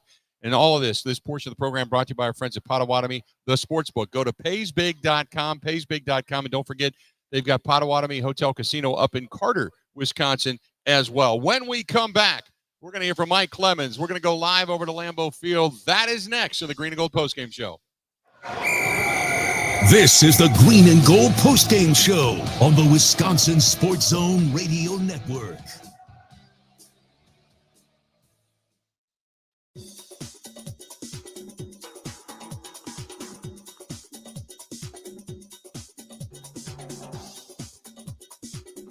Bill Michaels will resume in 3 minutes.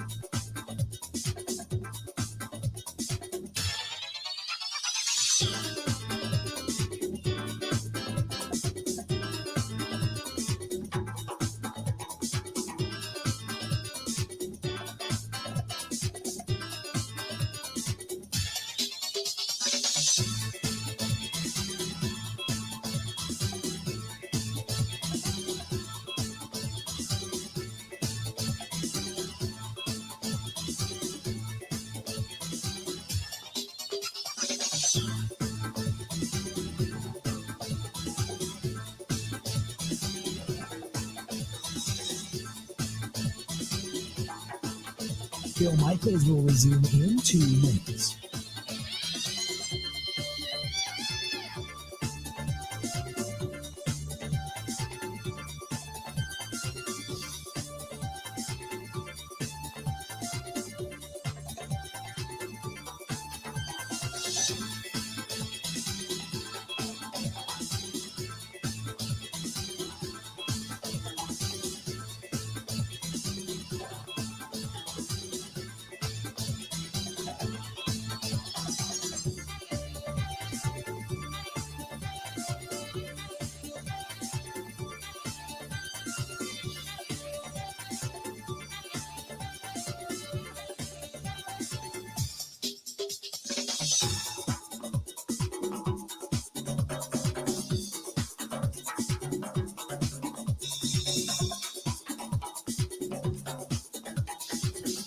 Bill Michaels will resume in 1 minute.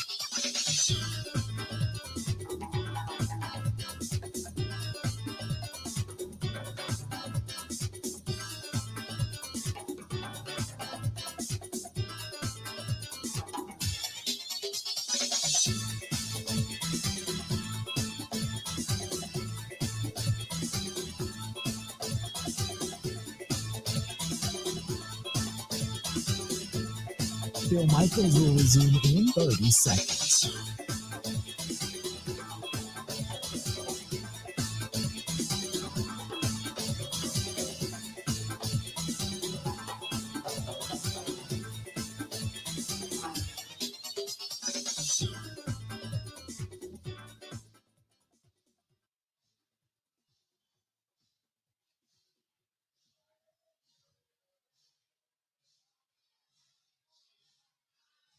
Obviously, I think a big goal for us was to be able to come in here and start the season off fast and start the season on the right note. So to come in here week one at home and get a dominant win like that is amazing and exactly what we've been working for. So feels great. Welcome back. Packers get a 27-13 at the voice of Jordan Love. You just heard him. Our guy Mike Clemens over at Lambeau Field, live in Green Bay, brought to you by the Bay Motel and Family Restaurant. BayMotelGreenBay.com. That is BayMotelGreenBay.com. Don't forget, quiet, cozy, comfortable, just a mile from Lambeau Field and the restaurant. Home-style cooking 7 days a week. Stick to your rib stuff over there. Go to BayMotelGreenBay.com. That is BayMotelGreenBay.com, or call them direct 920-494-3441. Let's head over to Lambeau Field. Once again, Mike Clemens standing by. Michael, how you doing, man? I tell you what love's got to do with it, man. You know, playing there with that kind of cast or brace on the left hand today, even had a quarterback sneak there to get a first down on fourth down. But, you know, playing in the pocket and out of the shotgun, had time to throw, had a lot of time to throw on some of those plays. 16 of 22, 188 yards, modest, but the 2 touchdowns and a quarterback rating of 128.6. And then after the game, though, Matt LaFleur, great game plan, which the players executed and came out with a lot of energy today. But, listen, Green Bay snaps a 3-game losing streak today against the Lions. I mean, for 25 years, the Favre and the Rodgers era, that was always a W you could put down. That has not been the case under Dan Campbell. And today, LaFleur snaps that with this win today at Lambeau Field. Kind of had their way with us the last 3 times here at Lambeau. I was just really proud, and I think of the energy our guys brought, not only in the first half, but I thought we matched it to start the second half as well.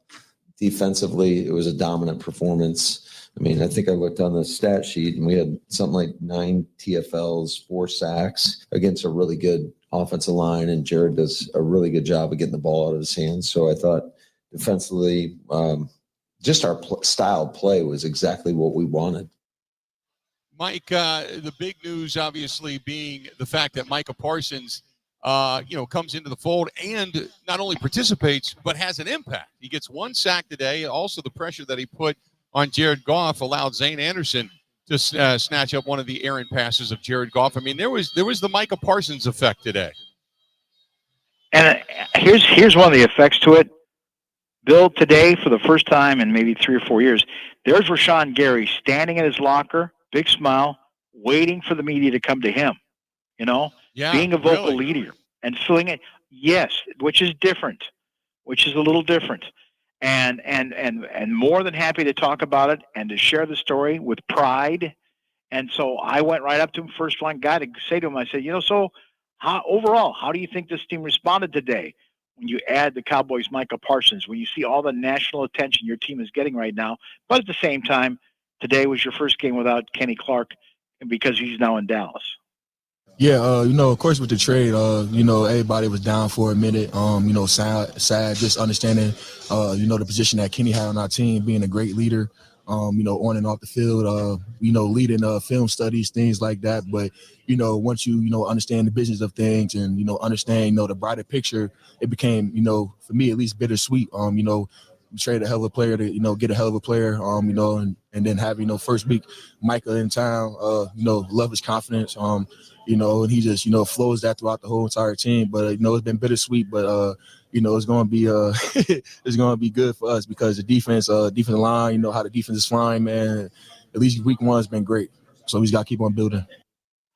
Mike, the rookies got involved today, which was good to see. There was a lot of unfamiliarity. Obviously, on the offensive line, you had Banks coming in who had not really played in the preseason. Same thing with Rasheed Walker. You got Elton Jenkins moving to center.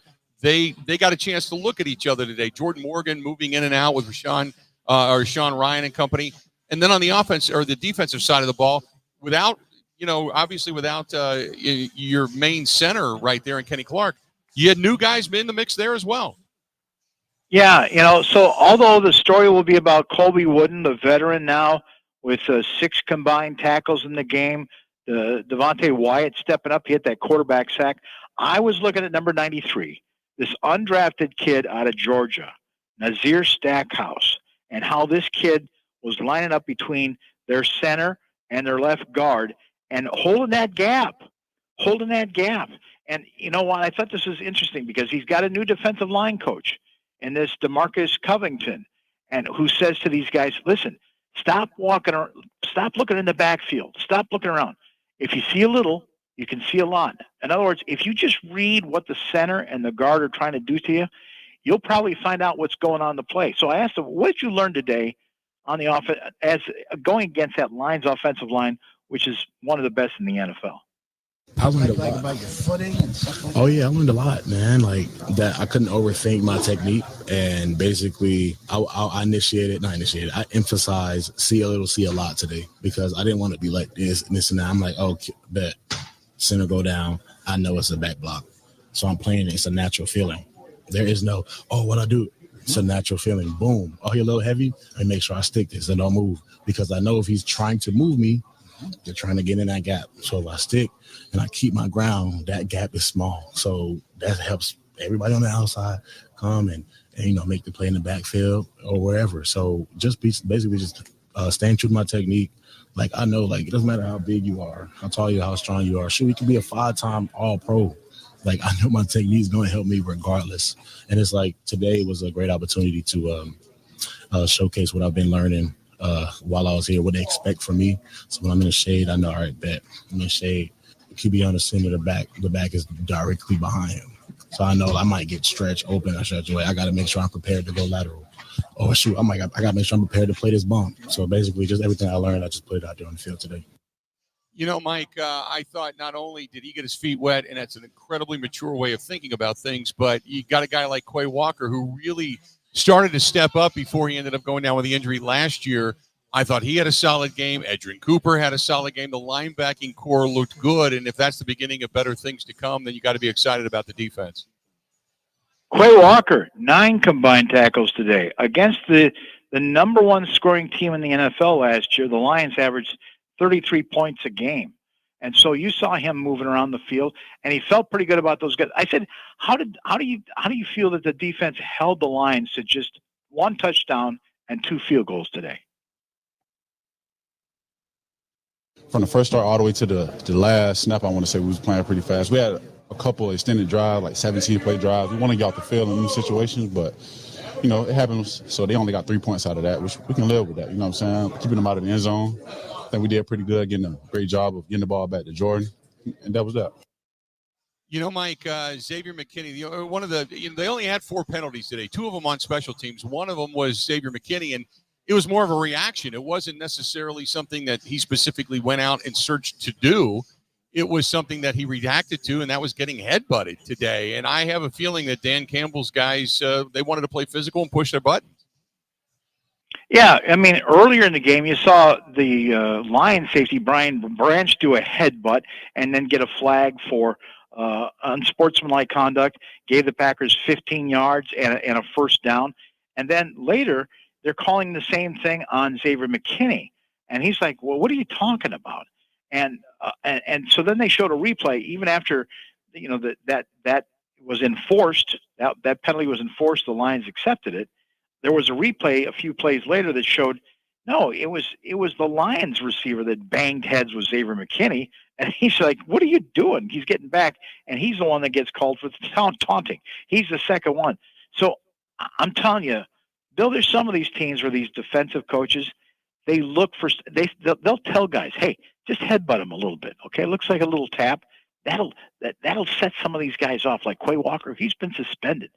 Just tap him a little bit with your helmet and see what kind of reaction. Guys will do that. So I asked Xavier, do you think the Lion coaches were encouraging their players to draw the Packers into those kinds of, matches, shoving matches after the whistle? You ever wonder if coaches were like saying, hey, here's a way to draw it, here's a way to egg it on? I mean, Well, do you wonder about that? Yeah, Because it happened 4 or 5 times. Yeah, no, for sure. I think it could be something. But for me, like, my biggest thing today was making sure that I came out with the energy. So, I wanted to be the one. I wanted to be the hammer today, not the nail. And I wanted to set the precedence for what we are as a defense and what we were going to be today. And I thought we did that. And the flags come. It is what it is. But I'm gonna still play how I'm gonna play. We expect a high standard from safety from all you guys from last year.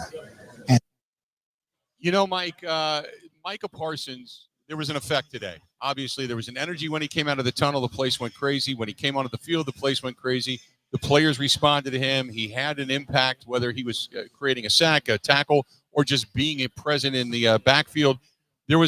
Now you wonder, how did the back hold up, right? That's where we go tomorrow. How did the back hold up?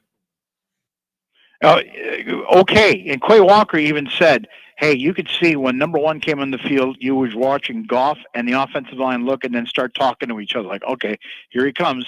Yeah, Micah Parsons talked to us at his locker just a couple of minutes ago, and he was asked, did you need an injection before the game, a pain-killing injection, or was it the steroid program that you've been on? Was that enough to get you through today?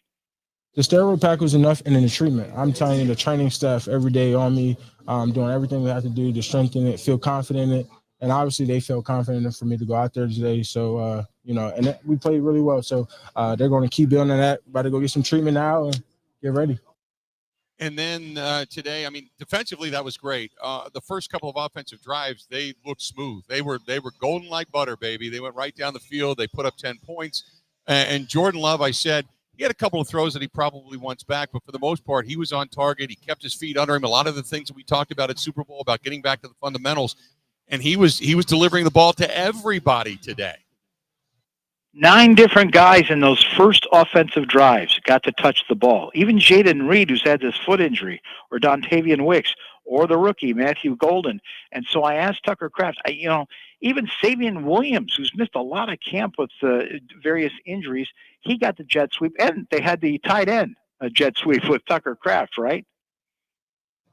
Yeah, I didn't go very far on that one. But it's just, having multitudes to our sets, whether we're in 12 personnel, 13 personnel, 21, 2 backs, just being able to, put the defense in consternation, stretching the field with 2 running backs still in, while also, showing in those same sets a lot of run threats. Mike, great stuff today. And for all intents and purposes, this was a really big win for the Packers, no doubt, right? Sure was, but 4 players that got injured. Zach Tom, your right tackle, left with a groin injury. Brenton Cox left. Bo Melton. We'll have updates on that on tomorrow's show. Perfect stuff. Mike, we'll talk to you soon, pal. Appreciate it. Thank you, Bill. There you go. That's the great Mike Clemens joining us over there live at Lambeau Field. That's it, man. Fast and furious today. And we're off to a flying start. One more time before a crowd of 77,239 paid to see it. It was the Green Bay Packers 27 and the Detroit Lions 13. Packers back at it on Thursday night. We have the regular Bill Michaels show coming up 10 a.m. Central Time on many of these same network stations are right here where you're seeing us. It is time for us to go. Have a great night, Packer Nation.